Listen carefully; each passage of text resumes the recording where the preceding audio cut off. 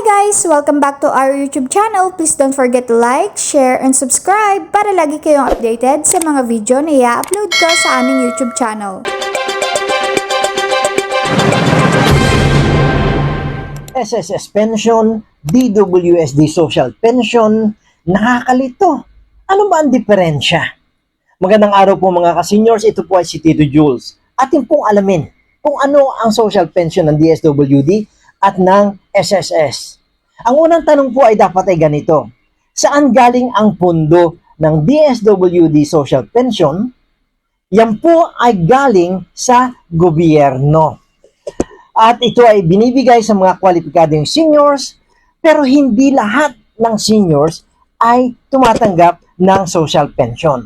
Dapat po ang isang senior ay mahirap, mahina, may kapansanan, sakitin, at walang regular na pagkukunan ng kanila ikabubuhay, walang suporta mula sa mga pamilya o kamag-anak, at walang tinatanggap na SSS, GSIS, PIBAW, at iba pa. At ang tinatanggap po nila ay 1,000 kada buwan. Ano naman ang SSS? Saan ang gagaling ang pundo nito?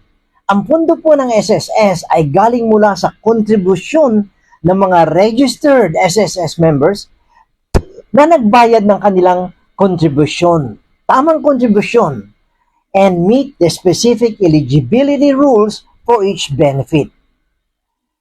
Ang SSS benefits po ay tinatanggap ng miyembro depende sa uri ng benefit type, contribution, history, and credited years of service. Bakit po may kalituhan? Sapagkat ang ginagamit po ng programa ay parehong katagang pensyon at saka cash payout. Sa ilang mga pagkakataon po, tulad ng mga ayuda sa mga seniors na ipinamimigay sa pamamagitan ng OSCA, ito po ay napagkakamalan na galing sa pundo ng National Government Pensions. So ayan po ang pagkakaiba. Naway naunawaan ninyo upang maiwasan ang kalituhan. Thanks for watching! Please don't forget to like, share, and subscribe!